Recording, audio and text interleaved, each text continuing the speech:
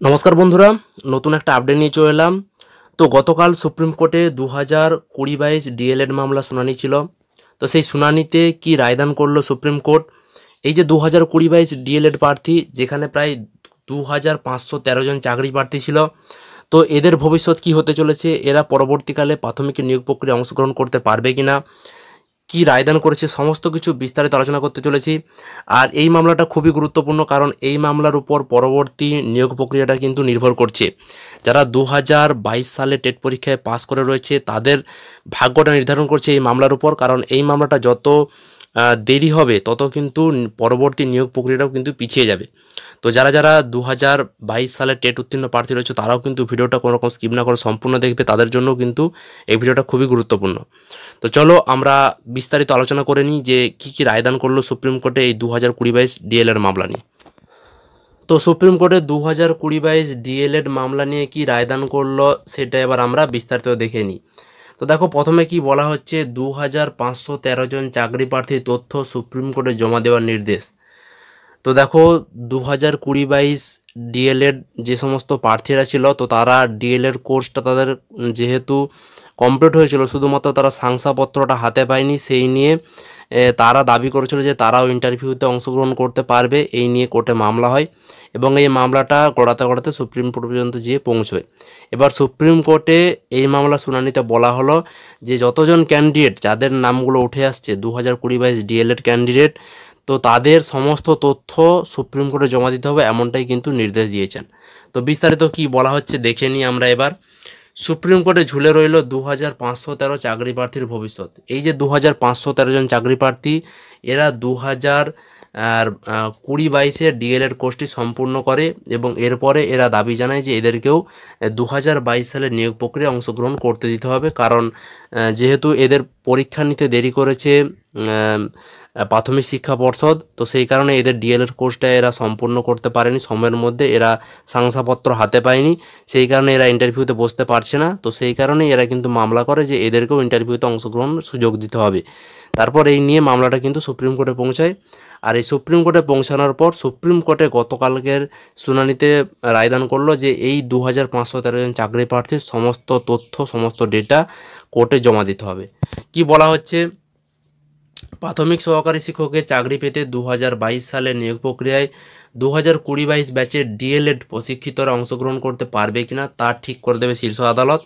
তাই ওই পদে যোগ্য বলে 2022 সালের নিয়োগ প্রক্রিয়ায় কারা অংশ নিয়েছিল তাদের বিস্তারিত তথ্য মুখবন্ধ খামে আদালতে জমা দেওয়ার নির্দেশ দিল বিচারপতি এস বেপান্না ও বিচারপতি সঞ্জয় কুমারের বেঞ্চ। আগামী 23 জুলাই পরবর্তী শুনানি হবে, সেখানে ঠিক হবে 2500 চাকরি প্রার্থীর ভবিষ্যৎ। তো দেখো, এখানে সুপ্রিম কোর্টের রায়দানে পরিষ্কারভাবে বলা হলো যে এই যে 2513 জন যে ক্যান্ডিডেট রয়েছে, এরা প্রাথমিক অংশগ্রহণ করতে পারবে কিনা সেটা সুপ্রিম কোর্ট ঠিক করে দেবে। তো তার আগে এই ক্যান্ডিডেটদের সমস্ত তথ্য জমা দিতে বলা হয়েছে সুপ্রিম কোর্টে। বিচারপতি এস বেপান্না ও সঞ্জয় কুমারের বেঞ্চে এমনটাই কিন্তু নির্দেশ দেওয়া হয়েছে। পরবর্তী 23 জুলাই তারিখে এই মামলাটি শুনানি হবে এবং সেখানে কিন্তু পরিষ্কারভাবে জানিয়ে দেওয়া হবে যে এই যে ক্যান্ডিডেটরা এরা প্রাথমিকে অংশগ্রহণ করতে পারবে কিনা। আর এদের নিয়োগ প্রক্রিয়ার পরেই কিন্তু, এদের নিয়োগ প্রক্রিয়া শেষ হয়ে গেলে তারপরেই কিন্তু 2022-এ যে সমস্ত ক্যান্ডিডেট টেট পাস করেছিল তারপর তাদের কিন্তু নিয়োগ প্রক্রিয়া শুরু করে দেবে পর্ষদ, এমনটাই কিন্তু পর্ষদ সভাপতি জানিয়েছিল। তো এদের জন্য 2022 টেট পাস প্রার্থীদের নিয়োগ প্রক্রিয়া আটকে রয়েছে, তাদের ইন্টারভিউ নিতে পারছে না। তো এদের নিয়োগ প্রক্রিয়া শেষ হয়ে গেলে তারপরে কিন্তু নতুন করে আবার নিয়োগ প্রক্রিয়া শুরু করতে পারবে পর্ষদ, এমনটাই জানা যাচ্ছে।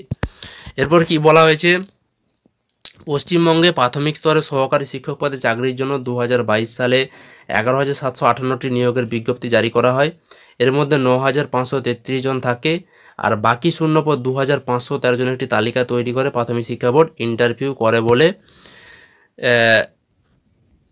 বুধবার সুপ্রিম কোর্টে জানায় আবেদনকারীদের আইনজীবী PS পাটওয়ালিয়া। যদিও এদের অনেকেই নিয়োগের সময়কালে ডিএলএড কোর্স সম্পূর্ণ হওয়া শংসাপত্র ছিল না বলেই পর্ষদের দাবি, তাই নিয়োগ আটকে রাখা হয়। পর্ষদের পক্ষে এদিন সওয়াল করেন কুণাল চট্টোপাধ্যায়। তিনি বলেন, আমরা কারো চাকরি রোখার পক্ষে নই, তবে জটিলতা কাটাতে চাই। তো দেখো, এখানে ঘটনাটা যেটা ঘটেছে যে 2022 সালে 11,758টি শূন্যপদে নিয়োগের জন্য একটি বিজ্ঞপ্তি প্রকাশ করে। এরপর প্রায় 9,000 533 জনকে নিয়োগ করা হয় এবং বাকি পড়ে থাকে 2513টি শূন্যপদ বাকি পড়ে থাকে।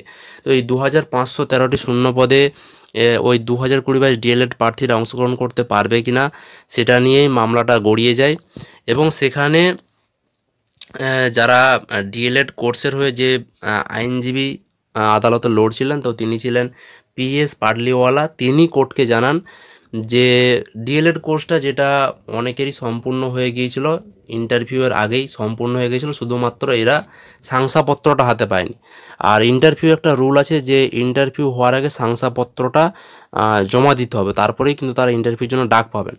যেহেতু এরা ডিএলএড কোর্স সম্পূর্ণ হয়েছিল অথচ এরা শংসাপত্র হাতে পায়নি, সেই কারণেই এরা দাবি জানায় যে এদেরকেও অংশগ্রহণ করতে দিতে হবে কোর্টে। এই নিয়ে সওয়াল জবাব হয়।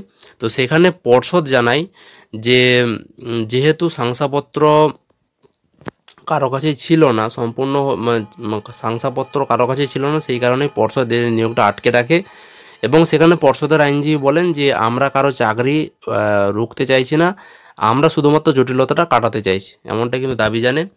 এরপর যদিও আবেদনকারী চাকরি প্রার্থীদের দাবি যে 2022 সালে 19 সেপ্টেম্বর মোট 11,758টি পদে নিয়োগের বিজ্ঞপ্তি জারি হয়, সেই সময় অধিকাংশ ডিএলএড কোর্স সম্পূর্ণ হয়েছিল, স্রেফ শংসাপত্র হাতে পায়নি। তো ডিএলএড প্রার্থীদেরও দাবি যে তাদের কোর্স সম্পূর্ণ হয়েছিল কিন্তু তারা শংসাপত্র পায়নি, সেই কারণে তারা ইন্টারভিউতে অংশগ্রহণ করতে পারছে না। তো তাই সেই কারণে তারা দাবি জানায় তাদেরকে ইন্টারভিউতে সুযোগ দিতে হবে। আর অন্যদিকে পর্ষদ জানায় যে ডিএলএড কোর্স সম্পূর্ণ হলো, শংসাপত্র না দেওয়া অবধি তারা ইন্টারভিউতে ডাকবে না। এই নিয়ে কিন্তু জটিলতার সৃষ্টি হয়। তো এরপর যার ফলে কি হয় যে কলকাতা হাইকোর্টে চাকরিতে নিয়োগের নির্দেশ দিয়েছিল, পরে বাধা কোথায়, কেন পর্ষদ 2,500 চাকরি দিচ্ছে না, এরকম প্রশ্ন তোলেন আবেদনকারীরা। তো উভয় পক্ষের বক্তব্য শুনে বিচারপতি বেপান্না ও সঞ্জয় কুমারের বেঞ্চ জানিয়ে দেয় যে মুখবন্ধ কামে এই 2,513 জনের নাম, রেজাল্ট সহ যাবতীয় তথ্য জমা দিক পর্ষদ, পরবর্তী শুনানিতে সব কিছু স্থির হবে। তো এখানে আবেদনকারীদের দাবি ছিল যে যেহেতু সিঙ্গেল বেঞ্চে অর্ডার দিয়েছিল যে এদেরকেও ইন্টারভিউতে অংশগ্রহণ করে দিতে হবে, সেই কারণে মামলাকারীদের দাবি ছিল যে এদেরকে কেন পর্ষদ আটকে রেখেছে, এদের কেন ইন্টারভিউ নিচ্ছে না, এইসব দাবি নিয়ে কোর্টে সওয়াল জবাব হয়। তো তারপর সেখানে পর্ষদ জানায় যে যেহেতু জটিলতা রয়েছে, এদের যেহেতু শংসাপত্র নেই, সেই যেহেতু এদেরকে ইন্টারভিউতে সুযোগ দিতে পারছে না, তো সেই কারণে কোর্টের দ্বারস্থ হয়েছে পর্ষদ এবং কোর্ট যদি রায়দান করে তারপরেই কিন্তু এদের ইন্টারভিউ নিতে পারবে, এমনটাই কিন্তু পর্ষদ সভাপতি জানায়।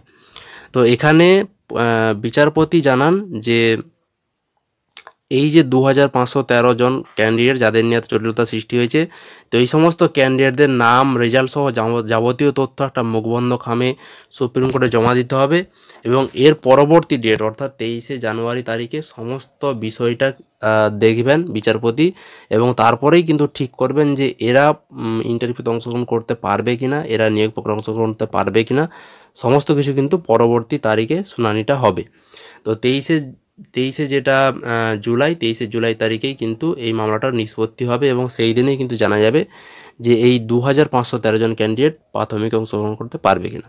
তো এই ছিল আপডেট। এই বিষয়ে তোমাদের কারো কোনো মতামত থাকলে অবশ্যই তোমরা ভিডিওর কমেন্ট বক্সে কমেন্ট করে জানাবে। ভিডিওটা ভালো লাগলে লাইক করে বন্ধুদের শেয়ার করবে। তো আজকের মতো এই পর্যন্তই, ধন্যবাদ।